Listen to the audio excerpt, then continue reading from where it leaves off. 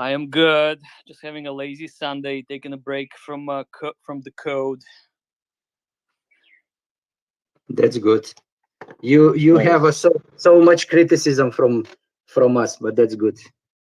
It's nothing for bad. Big It's Coast, Big Coast said we're going to be better than Solana, so that's good news. Well, it's good to set the kind of like aiming for the stars type of goals. I think it's good. It's not really that amazing to fork the chains and just make them change a couple of variables and then off you go and you call it a new chain. I think it's much better to actually design technologies that can shift the paradigms of kind of like today's status quo and push the state of the art forward. I think it's a worthy goal, even if you fail. I think it's good to try. yeah. Totally agree with that. So Jack, Okay. I have a question. How do you? So we see Xenblocks, we see the engagement. People are excited. People are mining. The people who have never mined before are actually looking to learn about it. Where do you see it going in 6 months, in a year? What's your plan for it? Have you thought about it that far out, or is it just something that you're toying around with at this point? So I was actually surprised how well the our community responded to the whole project, and the whole thing started as just experimental weekend thing that I didn't even think it's going to go beyond a weekend. And now I think 45 days later, here we are. Quite, you know, I would say really good engagement from the community, and we definitely learned a lot. But I think the whole thing, how it started, is that obviously you guys know that I've been in the design phase of X1, which I wanted to fork Phantom because Phantom is one of the best EVMs out there. They use the directed acyclic graph, which is extremely fast. And I know them kind of personally, so it's a good team. So I figured there would be a good base to build on. But then uh, more and more often, as I thought about it, I realized that the security layer of a fork chain really could be better versus, like, for example, tokens that you just mint out of thin air and then you give a bunch of hopium to people and have the price pump, and then somehow have uh, the minted token somehow secure the chain. So it's kind of like a chicken and the egg. And if you guys remember Ethereum, they started as a proof of work chain. Um, Obviously, they did mint Ethereum and they did sell it, but they did start as proof of work, and ultimately they got rid of most of it. They sold most of it, and now the Ethereum Foundation controls less than 1%. So Ethereum is currently one of the I would say most decentralized in the EVM space. So but it took them a long time. Obviously, it took them years to get there. And I thought, well, since then there were so many chains that simply forked Ethereum, made it better, but the economics just did not make much sense to me. And again, I thought about Phantom being one of the best chains out there, and yet the economic power of the chain is really really weak. And I kind of realized that the technology in terms of the chain speed is not definitely not one of the driving factors. It's there's many chains that are fast, and a lot of them don't have any TVL or anything like that. And that kind of brought me to think that it is really the community engagement that makes everything worthwhile, not necessarily the technology itself. And just to give you this one example, let's say that there's a team that produced an amazing chain, and then nobody knew about it, and now they like released it and say, hey, we're like the best. Now, will people necessarily end up coming to their chain and use their chain? I'm not actually sure. I think definitely it would attract pump and dump mentality from the community, but not necessarily long-term engagement. And we see it on many different chains that are coming up under this premise. So Xenblocks when it was in the experimental stage, definitely attracted a lot of engagement. And again, the community just sub-educated, which is amazing. So the miner that's running the GPUs right now is not even my code. So it was created by someone else, which just kind of like indicates that people are really excited about this sort of thing. And I think part of it is obviously proof of work is just this very, very solid process to give value to cryptocurrency. And you don't have to pre-mine it, pre-mint it. You can just let people mine it themselves and give the value of the effort that they produce themselves without any sort of central figure. So that's really good. And yeah, so I think Xenblocks being as a security layer for X1 is a really good idea. And it also, given that we're in a bear market, we're not under the pressure to pump anything. And again, like if I were to go with just the proof of stake, the stake has to be worth something for the chain security to actually be functional. And without that, it's like there's no way that you would end up staking your coins thinking that you actually enticed or encouraged one way or the other to secure the changes, because those coins are not worth anything to begin with, which is very, very different from proof of work. So that's why I'm so excited about the project right now. That's awesome. Well, I'm mining. Sorry, I hope you guys don't mind. I have one more question. So I guess you mentioned it's a security layer. So Xenium is basically, you can use it to get nodes, but can you talk, like, is X1 the gas token? Like, so just how do those two things interact? Like, what does it look like, Xenblocks with X1? Well, so we haven't really decided regarding the economic setup of the two projects, but we think that Xenblocks can become the security layer for X1. So X1 is the EVM chain that can settle on Xenblocks.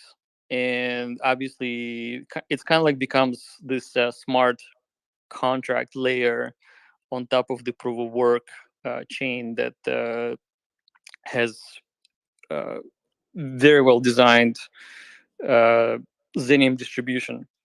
And I think ultimately, if this year or into the bull market, people end up mining a lot of Xenium, that actually will have very good value to secure X1.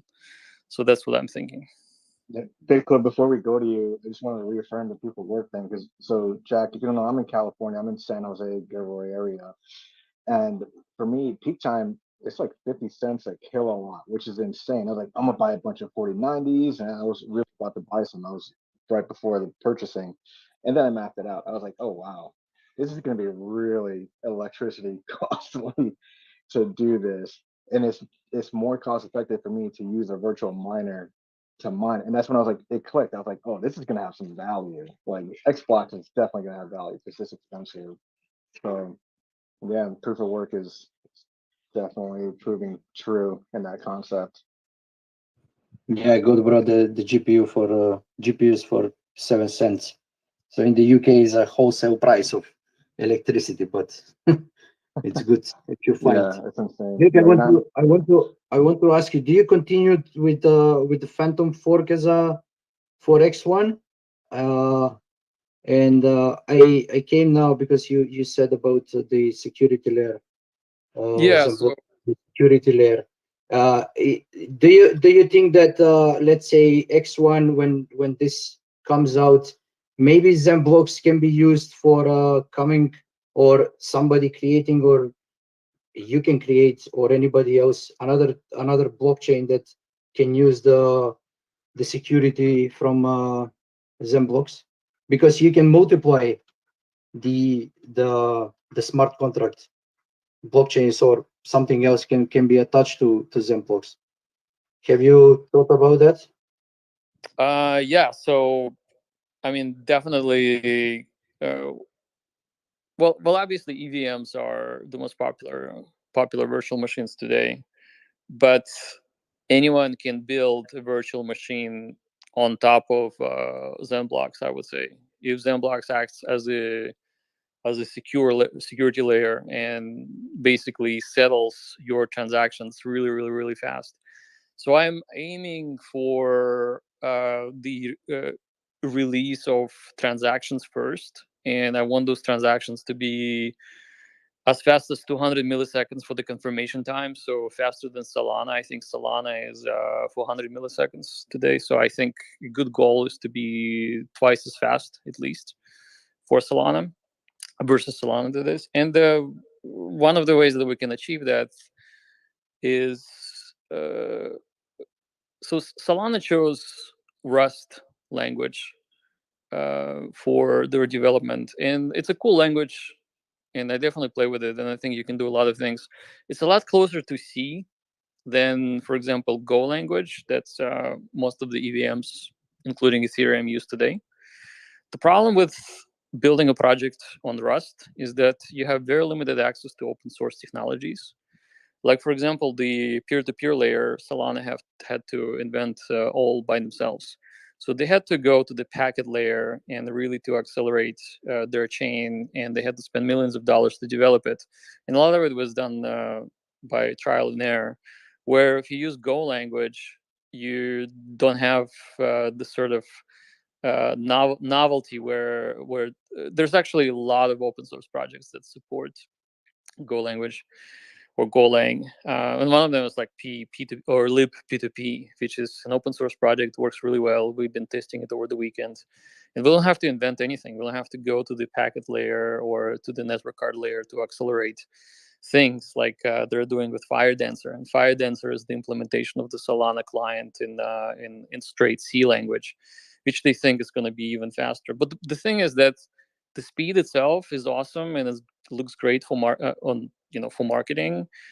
But if you end up spending tens of millions of dollars developing it, and even worse, a couple of years to get it right, rather than using an open source project, I think just going open source is much better. And I'm not saying that Solana isn't open source. I'm just saying that Rust language does not have that many open source packages that support it.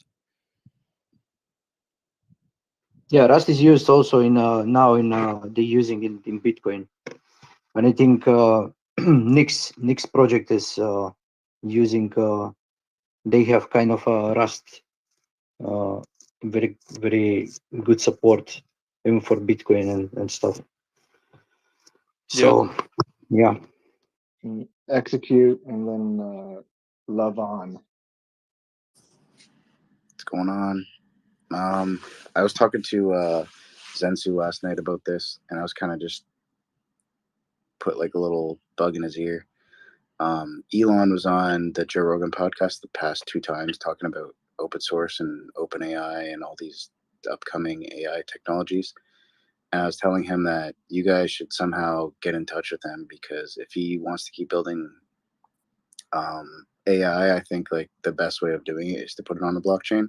That way you always like your people always have like some type of rollback function where if it gets too out of hand, you could always either do a rollback or fork and then go with the next type of stuff. Because he was saying everybody that like Google and the other top 5 that is building any type of AI feature is it always rears to the left because of where it's being built and whatever else, and it just comes down to founders. And I don't know, I just think you and Zensu and those guys, like you're pretty center. I don't think you're right or left, and it's open source, so it's always good to go with that. I don't know if open you source. watched the podcast or anything, but he's definitely looking for people to get behind and to find the right people. From what from what he's talking about on the podcast. Yeah, I saw just bits and pieces of that podcast. I need to listen to it in its entirety. But I would say, unfortunately for the AI stuff that's currently being developed, is that politics always skews the data control. Like, in other words, it used to be without internet, where the politics and viewpoints were just transmitted through the newspapers, and now newspapers are kind of like shitting their pants because the information is unstoppable, and it goes through through all the mediums. But even like before Elon bought Twitter was heavily left leaning, and they was censoring other voices out there, which is definitely not good. So I'm very happy that that he bought Twitter, and now it's, I would say, more even keeled, so to speak. And I think open source plus decentralization should really be on the first and foremost front, rather than the control of information, because you know how they say those that control information control the world. And I think we definitely want to stand for freedom of expression, freedom of speech, obviously, sovereign control of your wealth, and also control of what is that you want to learn. Like if you want to learn facts about the world and you're using AI system, you really want to get the answers that are not politically influenced. Just get to the facts, like get to the science of it, like not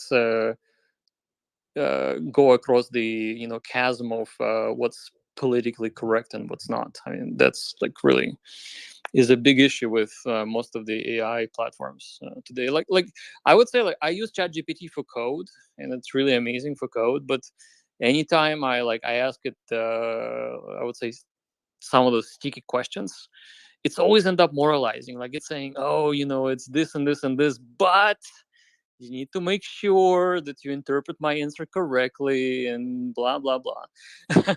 so it's definite, you can definitely see the political correctness as part of the training of the AI. So, and I'm not saying that things should be like crazy, right?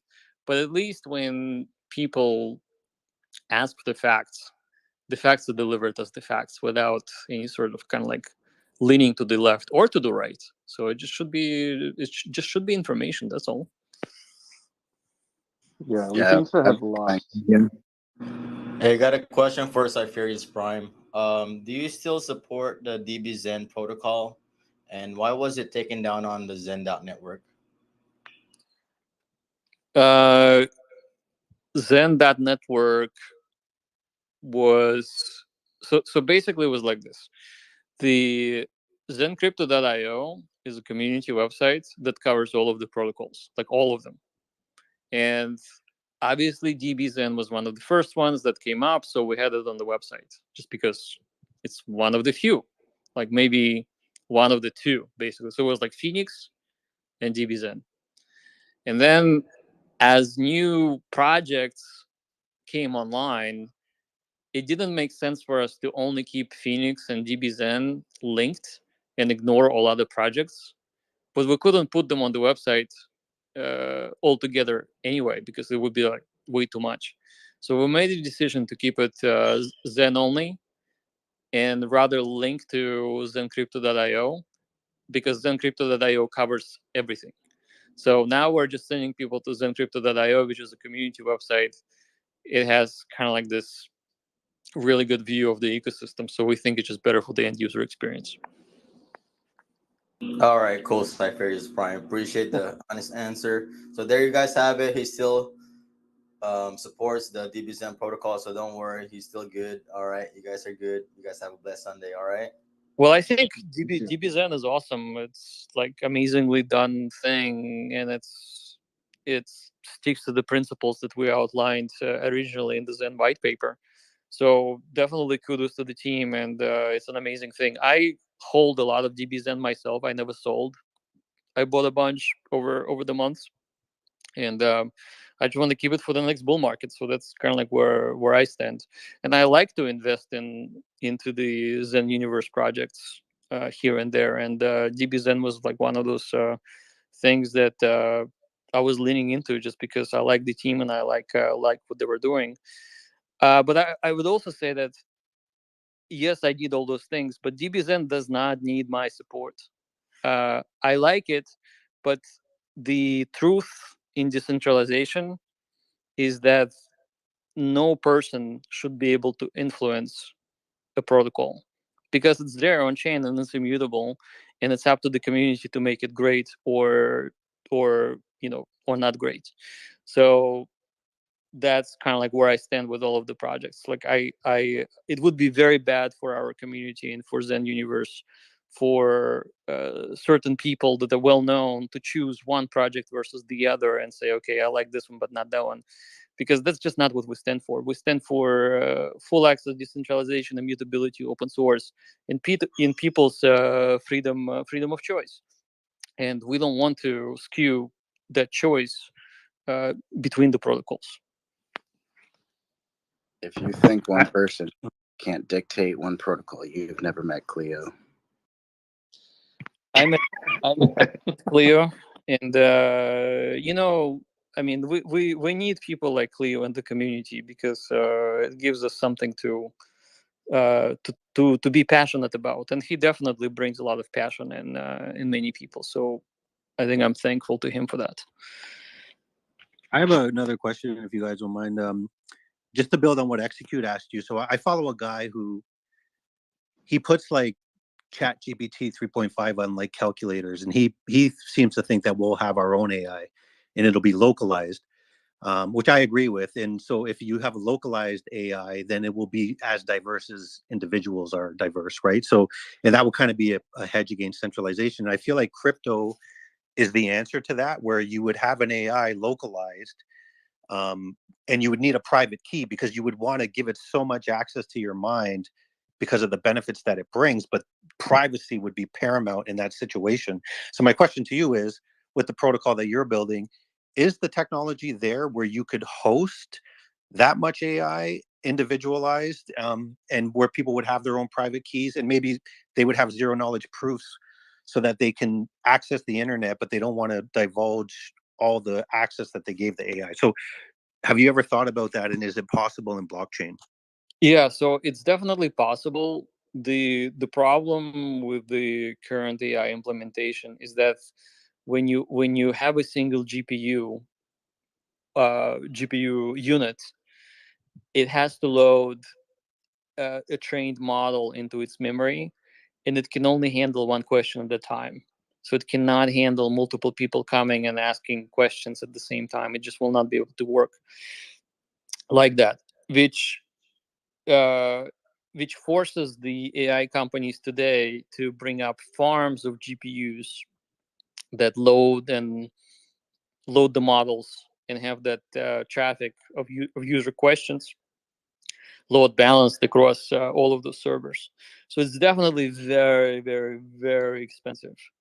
And until the models are able to be linked across this executive units, the GPUs, in a sharded form, it will be very difficult to have a cost-effective solution uh, as a free solution to this. It's just like, for example, if we have validators that are running GPUs, they can definitely lend their GPU power for model training in model accessibility. That is definitely possible. And I have private AI models running on my servers just for experimentation, and I have built my own models myself too. But the limitation, unfortunately, is the cost.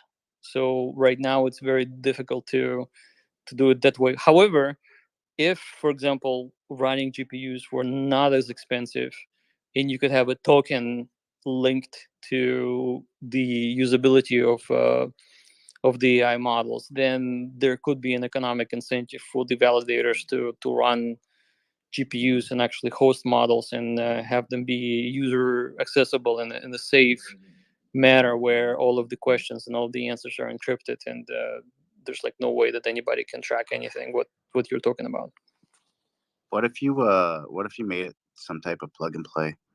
Like I've been doing that kind of recently. I downloaded the 4chan OpenAI, and it's absolutely hilarious. It's pretty weird, and just the shit it comes up with. Like you can be a comedian really quick on that thing. I think that's also another way of like making it more decentralized in the future. I think it could go just plug and play, where like if you want certain types of ways of thinking, you can plug and play from this certain genre of the internet. You know what I mean? Like they could also build it up that way. Yeah, and you for just sure. So the whole thing. I played with the 4chan model myself as well, and what I was doing, I would just rent the GPUs from RunPod, and I would rent it for a couple of hours, use it, and then I would shut it down, and the cost would be like $5 or something like that. So it's definitely possible in this sort of like load the instance, interact with it, shut it down, and let other users use it. So that is definitely a possibility, and this is something that we're thinking about implementing in the future.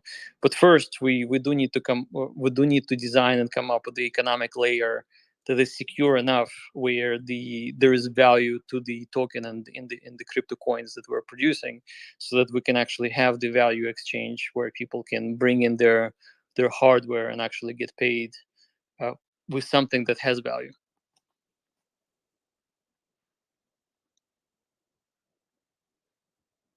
I got another question from Zen Celebrity, listening to our space right now.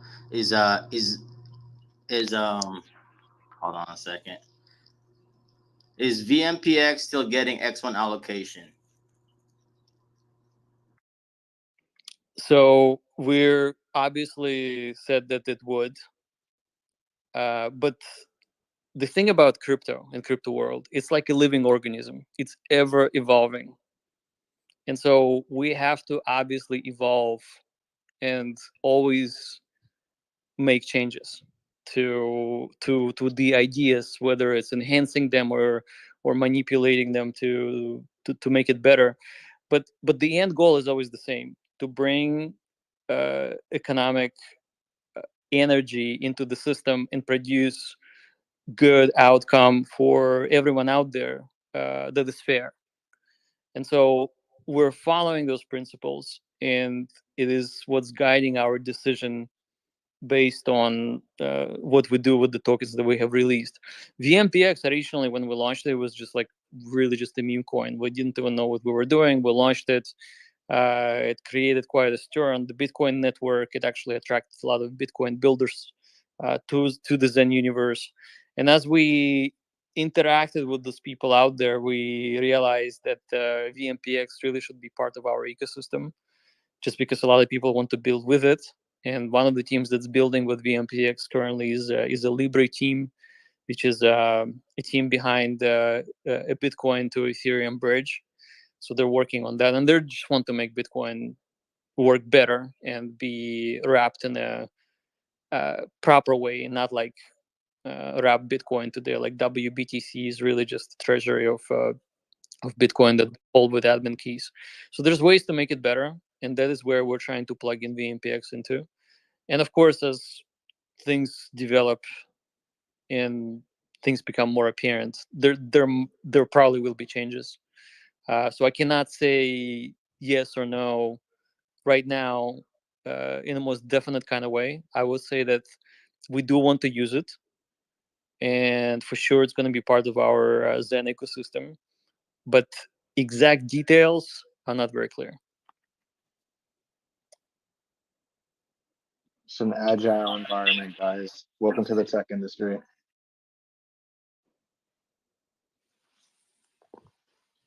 What's up, Honeydews?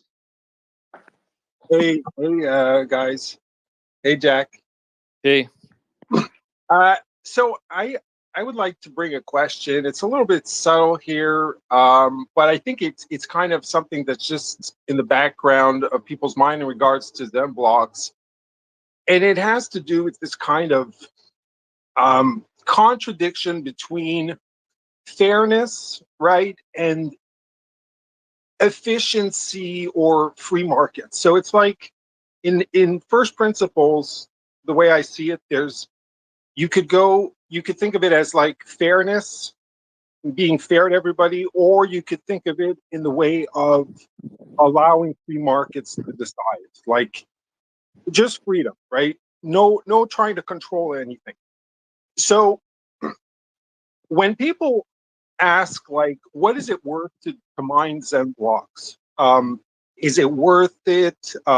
Like you said in the beginning, Argon 2 was being used to kind of balance the ASIC mining, or the CPU mining with the GPU mining, and try to balance it out so there's no clear advantage. But then obviously there are advantages, like energy is used more efficiently by the VRAM on GPUs, and there are certain things which are not of your control or anyone else's control. It's just a technological thing, and you decided to basically just allow things, whatever's most efficient, to be most efficient. Now, some people will say, well, yeah, but then those who have those GPUs, or maybe it's going to be ASIC miners or whatever it is, have an advantage, right? So my question, what I'm trying to allude to here is, and it's the way I see it, is that is it not valuable to allow the free market? Can you speak on the why it would be valuable to allow free market to do whatever it can and is best and most efficient, as opposed to trying to control fairness in an artificial way? And why that would make whoever mines Xenblocks, even if they're mining less, more valuable, because the market is free to come secure the blockchain and use whatever means they have to do so, as opposed to be gate kept or controlled or told rules and regulations of what they're allowed to do and not allowed to do. So that is a very deep and very interesting question, and there's many ways to answer it.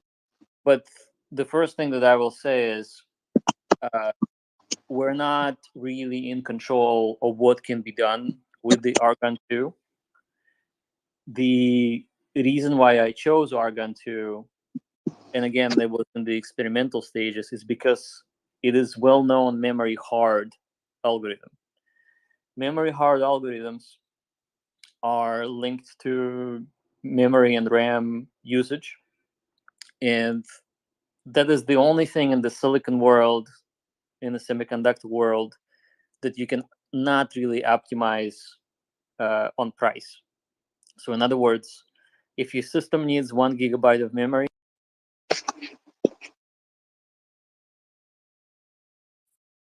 of that RAM, you cannot really build your own RAM.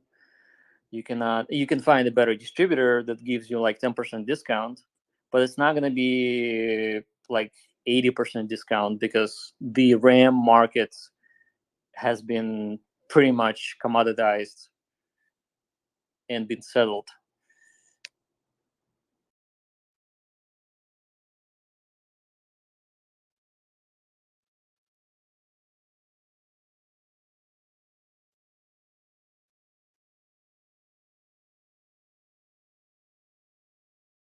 Am I rugging or? I think my internet went offline for just a second. Oh, okay. Freaking out. Yeah, so what I was saying is, Argon 2 is memory hard. You cannot optimize memory.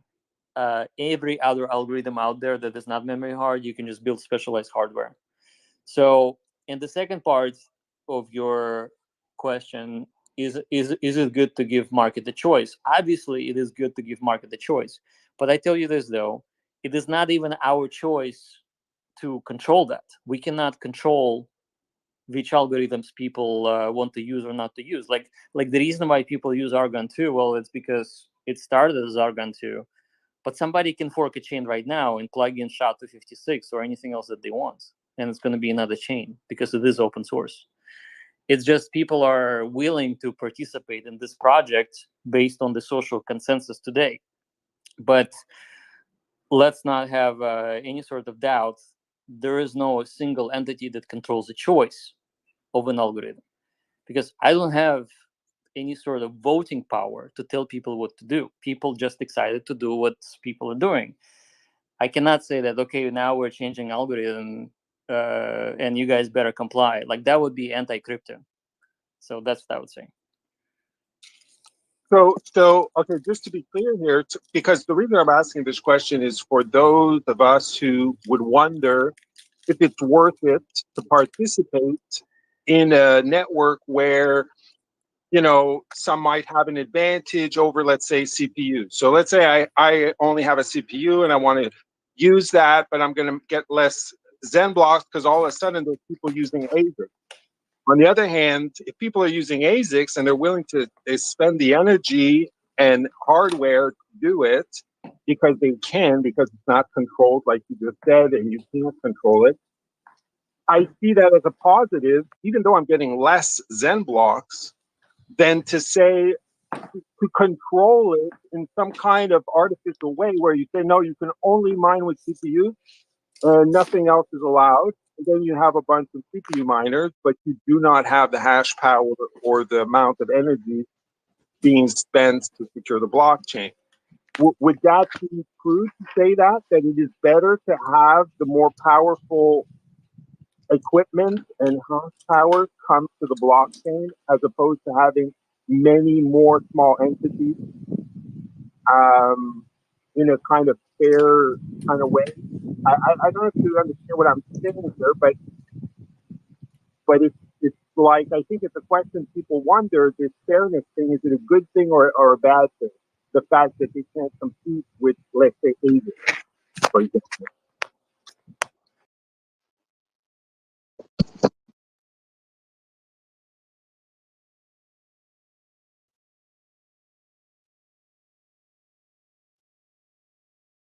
Jack, we can't hear you. Unless I'm rugging. I hear you. Me too. Jack,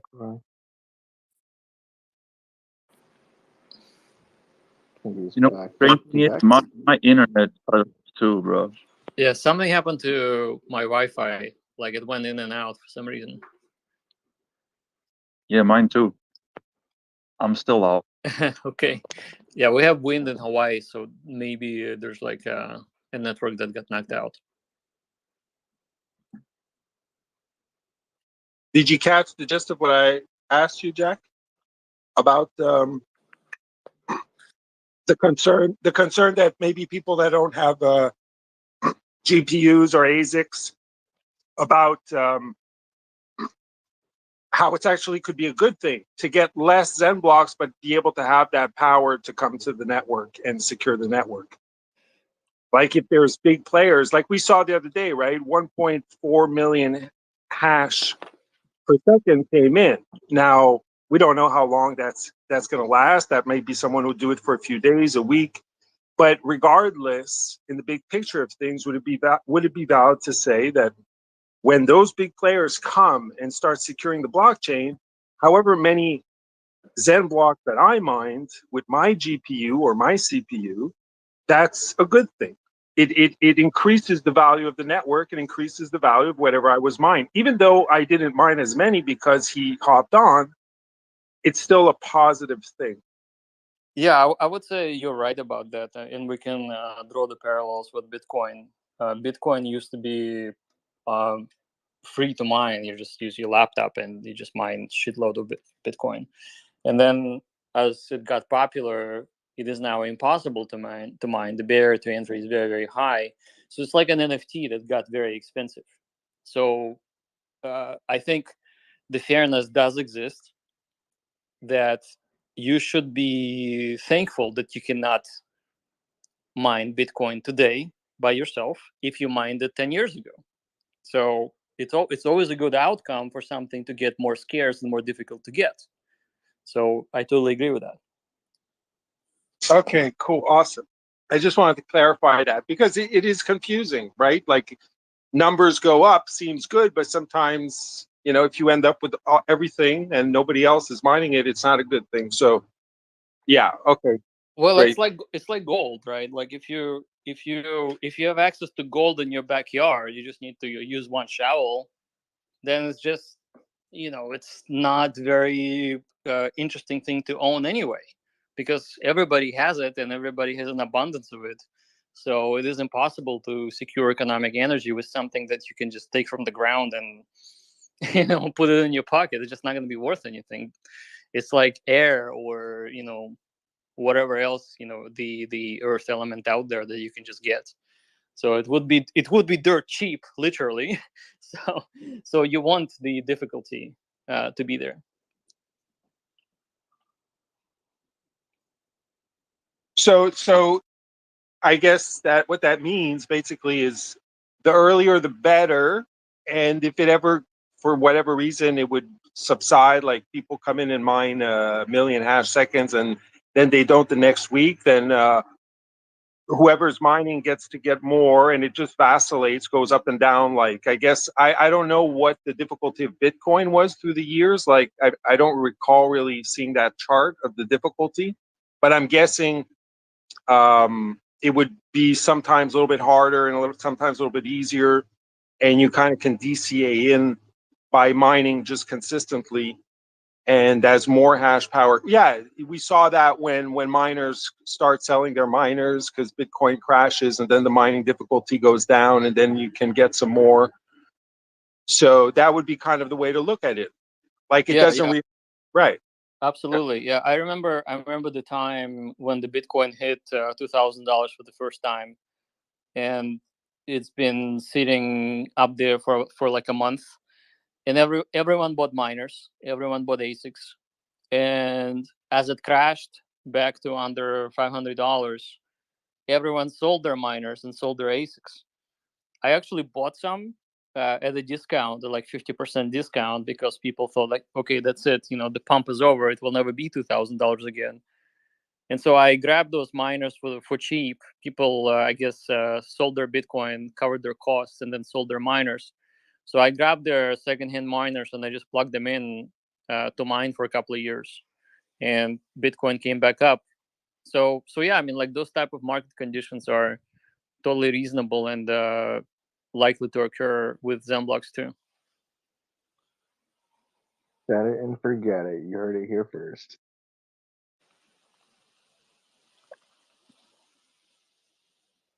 Man, my wife was in a meeting at PayPal about their stable coin, and they mentioned Ethereum. I was like, well, what do they say about Ethereum? Is it going to do well? Are they confident? She has no idea. She's like, I spaced out. I was like, God damn it. You're the worst spy ever. How am I going to know what's going to happen? Yeah. Yeah. But yeah, man, I think people that come to Xbox, it's because they believe in the Zen brand. That's why I started. I never thought I'd be investing in a GPU to mine or virtually mine or anything. And here I am doing it. I did every step. I did the CPU. I got a GPU to mine, and now I got a virtual miner. And I'm just like, I never thought I'd be here. And it's all because I just believe in the Zen brand. And I think people that, yeah. Well, I think we have an awesome community that's just helping each other to get things off the ground. And I would never imagine having a GPU miner being developed so quickly. It was literally developed 2 weeks into the project. And we have had the new community members that never heard of Zen before just come into Xenblocks and then get introduced to Zen. So that's very positive for the overall community growth. And I also feel like it's, you know, DeFi is kind of like in a dumpster nowadays just because of the bear market. But people can definitely learn the aspects of the blockchain technology without worrying about the chart, like, so to speak. So there's no chart with Xenblocks. And anybody who asks, like, when can I sell my Xenblocks, like, there's no answer, or nobody gets an answer that's very, very clear. And that's actually, I think, is a positive thing, because people can focus on just the technology aspect itself and get educated, and at the same time feel like what it was to mine Bitcoin back in the day, because that's how I feel. I'm mining Xenblocks myself, and it's very similar to how I mined Bitcoin.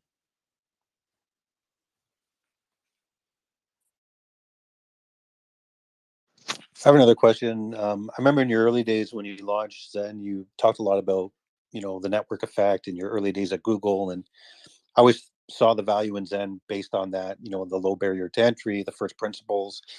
And now, you know, we're distributed across all these chains. We have a vibrant community. There's lots of interest. How do you see that all tying together, and how do you plan on launching something simultaneously with X1 that can capture that value exchange, like where we can bring our economic energy from the other chains into X1? Like, will it be a currency exchange, or how does that look in your mind, and will it be ready when X1 is launched? Well, I think it has to be done very, very carefully. People do hold a lot of Zen and mint a lot of Zen. I have a lot of Zen mints coming up myself. So we need to be obviously very thoughtful about how we plug in uh, Zen from 12 different chains into X1 and how to make it worthwhile for the people. But I think, like Zen 2 often says, we need to demonstrate the technology and stability and kind of like economic soundness before we give any sort of promises in terms of like what can be done. But definitely, I think X1 is part of the Zen universe, and Zen holders should benefit from X1 launch. That is the goal, and we just need to very, very carefully plan it so that it's done properly and for the most benefit of our community.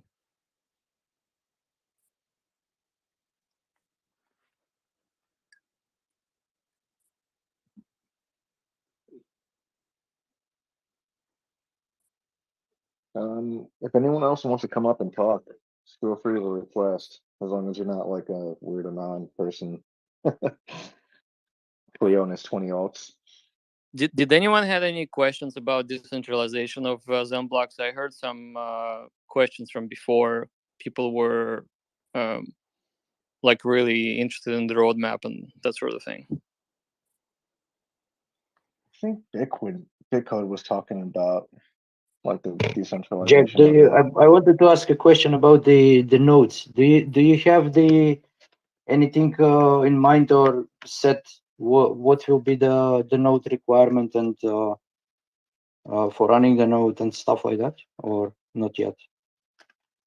So it's hard to say, but I would say that if we want it to be twice as fast as Solana, our nodes have to be pretty good. So we can look at the Solana node requirements and see what they require. And I don't think we need the nodes to be as fast, just because the way that I plan to design it is a little bit more efficient.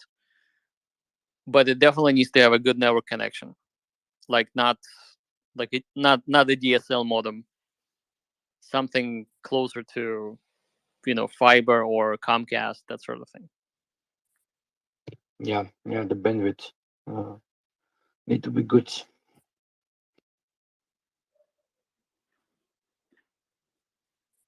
But yeah, like I think there are questions about the decentralization. That's kind of what I was alluding to as well in regards to just on the mining aspect, but the Bitcode is raising the question of the nodes, the requirements, if it's going to be easy or difficult to be a node, in terms maybe of staking, like in terms of bandwidth. I think that's not a huge barrier to have a fiber optics, but in terms of maybe proof of stake, like what is your idea? Is it to facilitate so that there are many nodes and the rotation? You spoke on the rotation of the nodes and the election of them, but in terms of the numbers and the facility for people to participate, is that part of the main objective?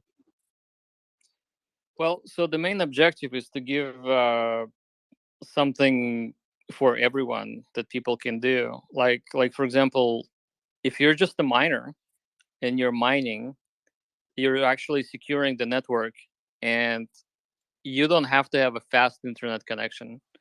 You can just mine with a couple of GPUs, or you can have some cloud GPUs. You don't have to run the full node to get the benefits of mining. And that will remain for, obviously, because it does bring benefits. First of all, you mine Xenium. Second of all, by being part of the network, you're actually helping to secure it. The other ways to run nodes is to run full nodes, meaning that you're actually handling transactions and doing all kinds of things on the executive layer, like executing smart contracts or providing stake pools, that sort of thing. So the requirements there would be different. You wouldn't necessarily need the GPU card at all, but you need pretty good number of cores, good memory, fast internet connection, because you're going to be handling the incoming transactions as they come to you. And the way it's going to work is there will be a security layer provided by the miners that will vote for the blocks, and then the nodes that stake and run full nodes will propose the blocks in parallel asynchronous way. And it's actually never been done like this before. So like even Solana, they have this concept of slots, and a slot in Solana is really a block, and they have a sequence of 4 slots that have to be produced by a leader, and leader is one of the nodes that is receiving all of these transactions and handling all of these transactions. The other nodes are waiting in the queue and are building their slots based on the work of the leader. The difference in our technology and how I envisioned it in the white paper is we will have the validator nodes that are staking that can actually listen to all of the transactions simultaneously. So like, for example, if we have 2000 transactions a second coming in, then those 2000 transactions will land on all of the validator nodes at the same time. And the way that we're going to achieve that is through broadcasting. So the RPC node will receive your transactions, and there could be several RPC nodes. Those transactions then channeled into this sort of a broadcasting layer that gives all of the transactions out to everyone else in the network. And 2000 transactions per second is just a number. In terms of kilobytes, the transaction on Ethereum is 120 bytes, but we can round it up to, let's say, 200 bytes. And the reason why I say Ethereum is because we plan to use Ethereum compatible transaction schema. And so let's say 200 bytes, and you have 2000 of them. So if you multiply 200 bytes by 1,000, well, you get 200 kilobytes. So if you multiply it by 2 to get to 2000 TPS, you get 400 kilobytes. It's still not a lot of data. This data packet, 400 kilobytes, carries 2000 transactions, can be given to all of the nodes out there pretty much simultaneously, which will then package those transactions into blocks in parallel at the same time. Now, the reason why it's good is because not all nodes are actually will be functioning properly, and those nodes will act as proposers of a block. The validator that stakes and proposes the block with the most transactions intact will be chosen as the proposer and given a reward for proposing a block or doing the right type of work. The voting for the correctness of the block is going to be done by the mining layer, and the miners out there, they're producing 1 hash per second or 60 hashes a minute. There's plenty of time based on the hash rate to basically settle the transaction and to vote for correctness within seconds. So 5 seconds, 10 seconds, and transactions become irreversible because those miners basically voted with their hash power for the correctness of the transactions. So the validators, the ones that stake, if they do their job correctly, they get the rewards. If they do their job incorrectly, they potentially will be slashed. The miners are the judging committee. So the miners out there, there's unlimited number of them. There's like could be millions of miners. Doesn't really have a number. They act as the kind of like this. They act as the people essentially, and the validators that produce the blocks, they act like representatives of the people, and they link the incoming transactions for the miners to basically to vote on. And the votes that are coming in from the miner group can always elect or remove the node that's doing the block production. And it's a beautiful system because you end up having a fully decentralized layer that is a security layer formed by the miners, and then you have incentives for the full node runners that actually produce the blocks, but they get voted in by the network itself. So nobody's there essentially controlling anything. It's basically up to the miners to vote for or against a block of transactions. And obviously the stakers, they want to get the rewards, so they want those transactions to be included and to be proper and correct. However, there could be a situation where a node is having a packet loss or it's overheating and it's actually missing transactions. So in case of Solana, if this happens, they end up having a fork. And then they have to work really hard to resolve the forks within the network. In the network that actually produces blocks in parallel by every node, there's no forking because the acceptance of the block is done by the mining layer of the network components or the miners themselves. So there's no forking because you don't have to resolve incorrectness of the chain. You can simply vote for something that is correct and come up with a consensus immediately of which blocks to include before any sort of forks can even occur. So that is why we can actually be, I would say, much faster than Solana, because Solana's most of the network traffic, and I have seen their network traffic. I run Solana node, so I can see what exactly is happening there. 92% of all the traffic is actually control traffic. It's the messages between the nodes that are resolving forks and exchanging blocks, essentially, and what they call voting transactions. If you go to SolScan, you can actually see a distribution of votes versus real transactions. They have 150 transactions a second that are real, and then they have 3,850, which is 92% of the transactions that are votes, and the transactions that resolve forking. So if we can just do away with the forking by having parallel block production, we can be faster than them, and we wouldn't actually need to have a lot of hardware, beefy hardware that they require. We would have something that's affordable and relatively easy to acquire. What is the reason behind the forking mechanism? I'm guessing it's part of their security protocol. No. So forking really comes from the design of the Bitcoin blockchain. So in the Bitcoin blockchain, you have your full nodes that, and you have miners, obviously. Every node in the Bitcoin blockchain runs its own version of the chain. Now, there are cases where in Bitcoin network, there's two miners that produce the blocks almost simultaneously within like 200 milliseconds. It happens. What happens then is one miner chooses, let's say, 2,000 transactions within the block, but the other miner chooses 3,000 transactions within the block. So now they have simultaneous block production, but the number of transactions is now different. So you have two different versions of chains on your blockchain, and it has to be resolved. Now, generally, Bitcoin has the longest chain rule. So whoever produces or builds the longest chain is elected by the chain itself, by the decentralization mechanism. When that happens and there's a fragmentation within the blockchain, there needs to be a block reorg. And you can look up what block reorg really means.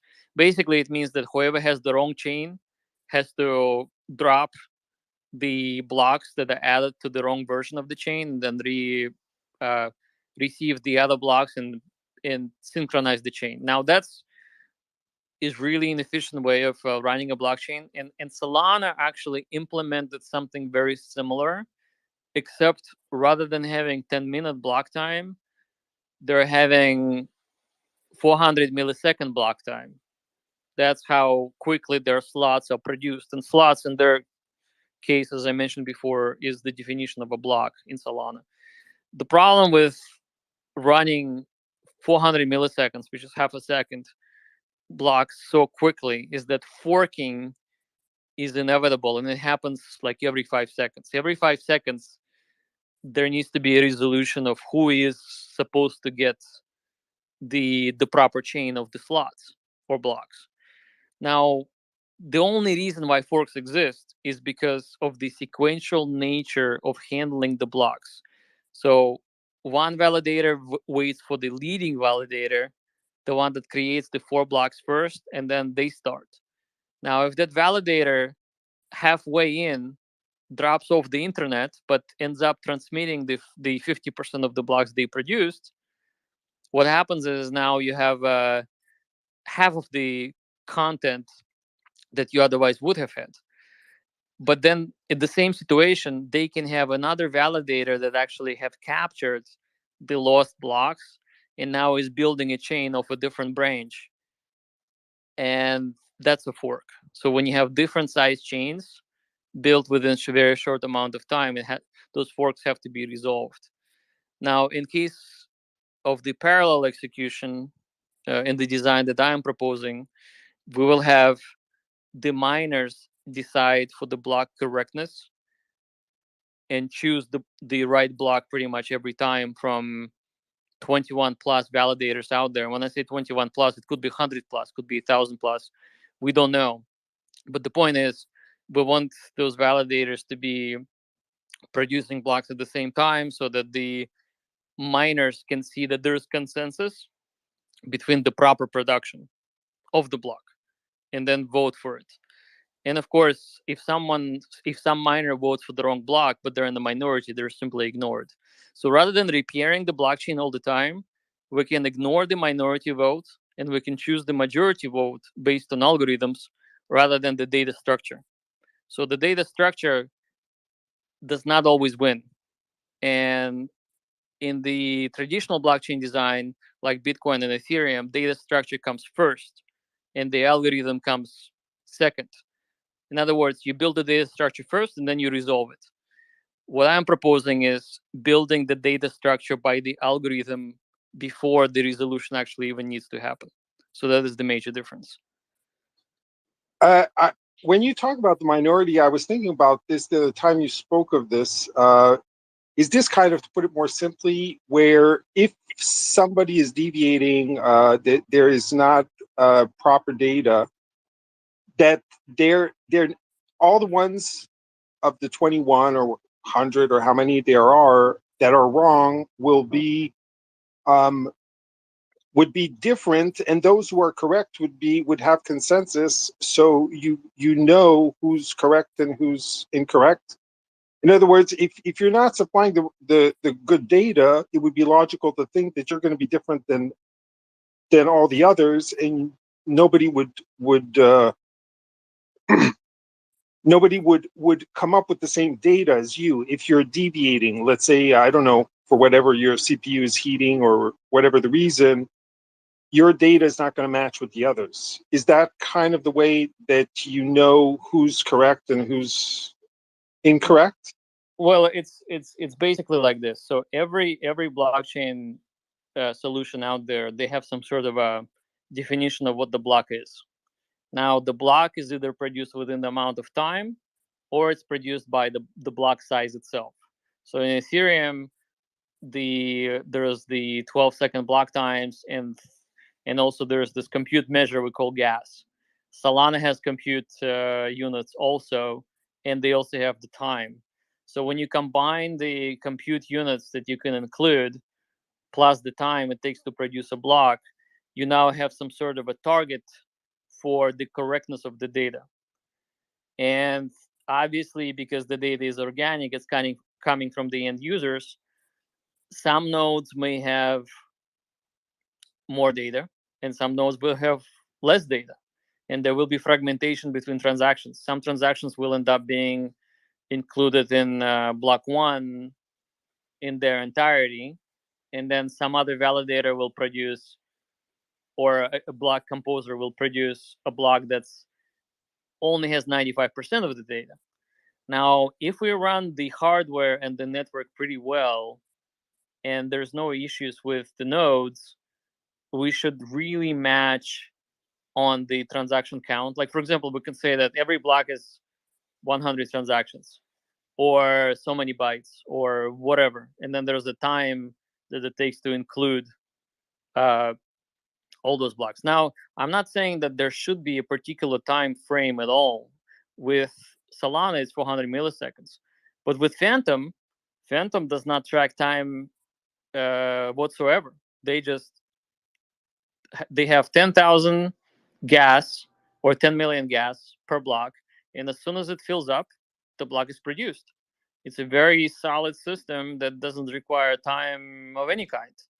And so what I was thinking is that rather than specifically have any sort of like a time cycle for block production, we just have the blocks fill up to a particular established constant. And as soon as you fill up that block in its entirety, you have the block producers package that block into a data structure. And so that data structure should be discrete, meaning that it should be the same across all the nodes, just because everybody follows the same rules. Now, sometimes your memory gets faulty and you have some bits flip, and you have zeros instead of ones and ones instead of zeros. And what happens is, as soon as you have difference in data, you produce different hash on that block, which actually means that your block is different than everybody else's. Now, if the majority runs good hardware and actually packages all of those, like let's say 100 transactions into a block successfully, then everyone's hashes should be the same. And that's how we assume that should the majority produce the same hash, the data is accurate for that common hash. And then the miners just look at the hash and say, okay, out of, let's say, 100 block proposers, we see 90% of them produce the same hash. That is the common hash that we're going to use, and we're going to look at the block, see if it's correct, give it a vote, and when it gets a threshold vote, like let's say 3, 4, 5 seconds, that actually means that the network has looked at the content, understood that the content hasn't been tampered with, and then immutably added to the blockchain without producing any sort of forking. So it's kind of like a fork resolution is done even before the fork can be created, because nothing is really done in a sequential way. Like you don't have nodes waiting for other nodes that may be faulty to produce data so that you can build data on top of them. You just run data production and hash production in parallel, and you have the whole network vote on the common hashes that are produced. So I think it's a very relatively basic design, but a lot of everybody except Phantom is following sequential blockchain design, where the data structure is sequential. In Phantom, and I do get a lot of inspiration from them, they actually have the block production in parallel because they're using DAG data structure, where you can have parallel blocks produced and the network can consolidate without any sort of forking. I'm like, this is why you mine Xenblocks, folks. This is insane. My back hurts from all this information, Jack. I'm pretty sure you're fucking AI itself at this point. Guys, let's go to some questions here. Tic Tac had his hand up. I had people text me saying that Jack is a quantum AI. It's insane, dude. Jack, all the data in this scenario is crazy. But is it Tic Tac, possible that okay. Well, I'm You pretty hear me, good at blockchains, but I suck at everything else except pull-ups. I do pull-ups really well. Jack, about Xenblocks, let's say Xenblocks are, I mean, this is never done before. So like if Xenblocks is the security layer and mineable, you know, like has a mineable coin and secure the network through mining. Now, if Xenblocks is the base security layer, so X1 comes on top, but it's kind of like anybody that kind of has idea to create a blockchain comes to Xenblocks and use the security layer. I know this is very difficult because the blocks need to be created and the miners need to know which block for which chain is, but this can be something revolutionary, because then you will create just a security layer, and others can come, can be even a company can come and create their blockchain and use decentralized security through Xenblocks. So what do you think about that? I think the future is bright. I am super excited about it. I really feel like this could be Bitcoin reloaded. That's I mean, even if it's not gonna be Bitcoin, obviously nothing can be Bitcoin. Don't get me wrong. However, the experience we're all collectively having of really understanding how to build a blockchain and how to mine it and give it security and do it fairly without actually not uh, scamming in any way, like not producing a bunch of tokens, give a bunch of hopium and then watch it pump, have investors dump on the community. That is what's not happening here, and that is how Bitcoin has started. Bitcoin had this I would say immaculate conception or inception from the beginning, because nobody knew what cryptocurrency really was. Like, the crypto world did not exist. So Bitcoin had the benefit to be built by trial and error from the very, very beginning, without the effects of the venture capitalists requesting their chains to be this way or that way, or partner with this or partner with that, so that they can actually sell their tokens for profit. That is not what's happening here. If you want to get Zenium, you just mine it, and if you're mining it, you're providing security. So that's super exciting. It's a pure crypto in its purest form, and that's why I am like spending my days and nights thinking about it. And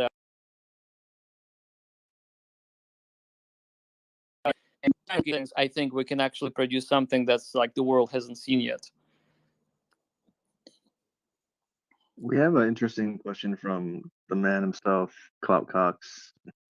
He said, ask about quantum computing and 256-bit encryption solutions to a quantum computer. Are you thinking of implementing defenses against this? There's no if in some sort of parallel world there is a quantum computer, we'll just switch to the quantum algorithm, and quantum algorithms protect themselves against the quantum attacks. So the solution is as simple as that. Yeah, fuck you, No, Ultron. no one has monopoly on knowledge, and this is what we're fighting against. We're for the fairness of the knowledge and fairness of open source. Nothing should be closed source. Open source is free speech, and if somebody wants to fork Xenblocks, they can do it today. So you can run sync node, you can download all the blocks, you can swap the algorithm for whatever is that you want, and then you can say, hey, I'm building this parallel chain that's based on Xenblocks, just with a twist. And that's what open source gives us, because all of my code that I have produced and my team has produced has been sent to GitHub for reviews. So anybody can fork the data structure, can fork the whole blockchain that we have so far produced, and then build on top of it. So that's also super great. Then they couldn't call it titty blocks. I see Mr. Zen Arena is in the chat. Zen Arena, what's going on, man? We had another question. Hi everyone. This Oh, is tic-tac-toe, Zen Arena.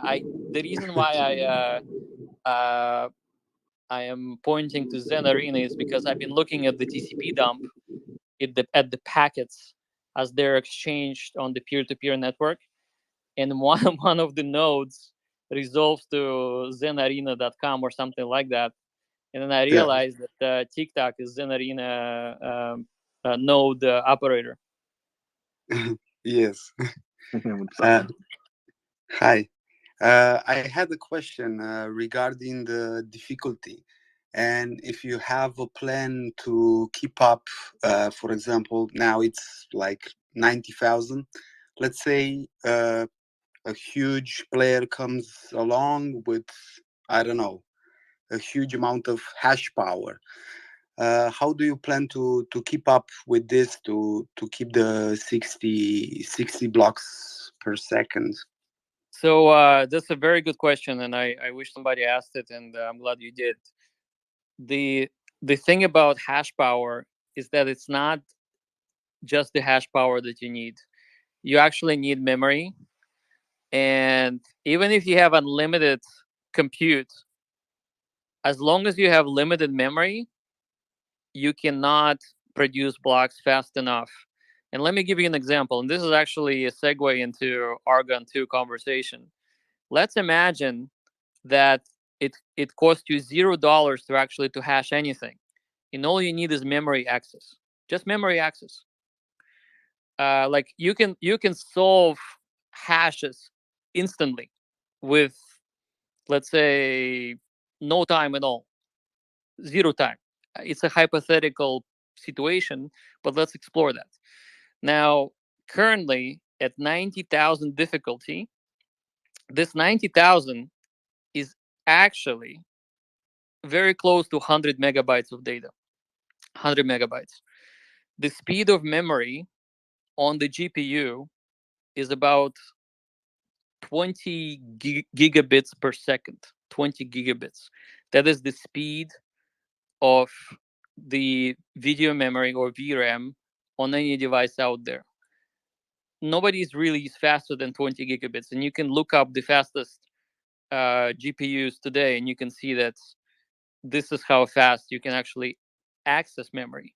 Now, to produce one block or to solve one hash, you have to access that memory. You're limited by the video memory speed, and assuming that you can produce blocks instantly, the amount of time it takes you to access that memory is actually significant because you're limited by bandwidth. So it is the bandwidth to memory that ultimately drives the difficulty, not how fast you find the blocks. So if 90,000 becomes 200,000, that's, for the sake of argument, is 200 megabytes. And for you to access 200 megabytes, to actually produce a block will take twice as much, twice as long. The relationship isn't really linear, but let's, for the sake of argument, assume it's twice as long. So your hash rate is actually controlled by the bandwidth, not your ability to solve the hashes.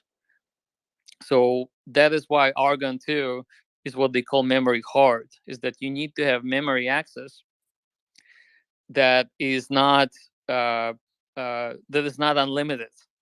So it's kind of like the same situation with network bandwidth. Like currently, you cannot have more than 1 gigabit to the house. Eventually, you'll have 10 gigabits, and eventually you'll have 100 gigabits. But then, if we move the difficulty higher and higher and higher, where there's more bandwidth required to actually produce the block, then if everything is fair. And fortunately for video memory, the silicon and the channels that are being produced on the hardware layer, it isn't really following the Moore's law precisely. Moore's law is the speed of execution. So, like, in other words, how quickly you can crunch the numbers. But it is not the same how quickly you can access the numbers. And so the access is what drives the difficulty, not necessarily the silicon speed itself, like not the transistor speed or not how many transistors you got, but rather the channels to access the data structures to manipulate it.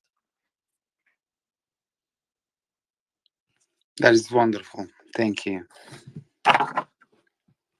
Man, I think we have one more question I'll ask you. It's from the comment section, and there's another one about basically, what was he saying? He's saying, is Xenblocks the current implementation going to be used for X1, or is this like a test net and a new POW will be launched when X1 is launched?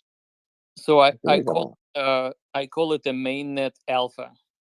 So mainnet alpha is basically means that there will be no removal of the hashes that you own, because right now, that the way that we coded the system, you're using your Ethereum public addresses, like the addresses that you actually own, and that address is embedded within the hash itself.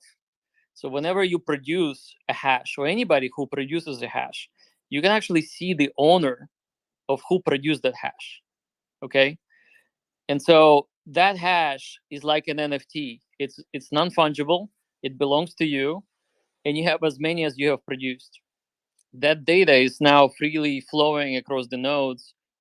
Anyone can bring a node, download the open source code, run sync node, get all the data for everyone. Everyone has the same data. No one can change the Ethereum address and expect the hash to be the same. Even if you change one digit, your hash will no longer be valid and the algorithm will reject it. So basically, anybody who is mining Xenblocks today, they're mining valid, algorithm reinforced hashes that belong to the Ethereum addresses that you have private keys to, which is the ultimate ownership. As long as you don't give up your private keys to your Ethereum address, your hash is stamped with your proof of work, and nobody can take it away from you. So even if the That's whole thing just awesome. even if the whole thing just disappears somehow, we have thousands of nodes that actually downloaded all the data, and that data actually is immutable for as long as your private keys stay private. So that's why I call it mainnet alpha, is because we're actually producing real work, and there's no need to remove it because it really belongs to you. Nice. And then 5 years from now, we can flex our OG-ness when the stuff hits the market. Yeah, I mean, like you can basically say that this is the difficulty I mined with. The difficulty is part of the hash. This is my address that I hashed it with. It belongs to me because I own the private keys. So it's really like an NFT. A block is like an NFT, and then the Zenium reward is basically adjusted by the schedule of the code or of the network. So in a year from now, currently you're getting 10 Zenium per block, but next year it's going to be 5 Zenium, and then it's going to be 2.5, and so on, so on and so forth. However, someone can say, I don't like the word Zenium, I want to fork the chain, and I'm not going to be awarding 10 Zenium, I'm going to be awarding 100 Unobtainium, or whatever the name that they come up with. They can give rewards for the blocks that you own, and I'm actually like really curious if somebody would do that. Then what will happen is that the blocks will remain immutable and in your pocket, so to speak, for as long as your private keys are yours and your seed phrase is yours. However, somebody can say, okay, I'm forking this and I'm giving this different name Unobtainium, and I'm going to reward 100 Unobtainium for every block. Okay, and this is totally valid use case to do it that way. So um, yeah, so the reward is separate from the block, but the block belongs to you, and whoever comes up with a game to use your blocks, you can actually give a different type of reward if you wanted to.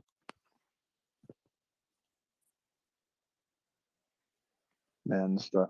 There's levels to this, huh? It's pretty cool. Yeah, but the TLDR is that the blocks are non-fungible; they cannot be split or given the ownership away for as long as you did not give the private keys away. But even if, like, Ted Ape decides to give his private keys to me, that's not gonna work, because, like, what if he decides to give the same private key to everyone else? Like, it's just not gonna have the same value. So the private key in this case, like, only has value for as long as the person keeps the private key, which actually is part of this economic security model. That's awesome. It sounds pretty fail-proof then. I always wondered that too. I was like, what if you just give your private keys to everybody? Yeah, That's well, cool. then it's then whoever controls, whoever accesses your key first can do things with it, and no one else in the group can do anything about it.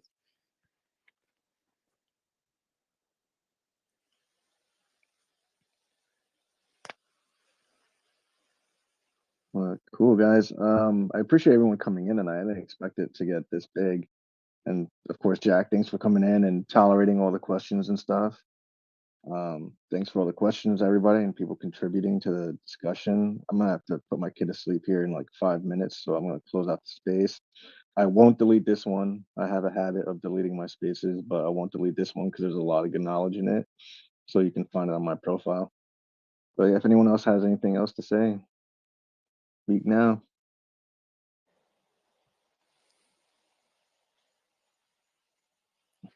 Well, that was fire. That was fire. I'll just say that. That was awesome. Thanks for that, Jack. Yeah, absolutely.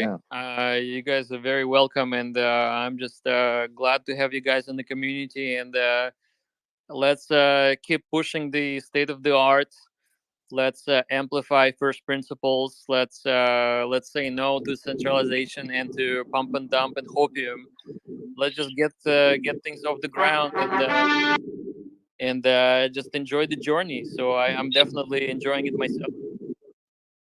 Let's fucking hash. Let's go. Let's learn. Let's LFH, grow. LFH, LFG, LFH. Take care, guys. Night. Thank you. Thank you.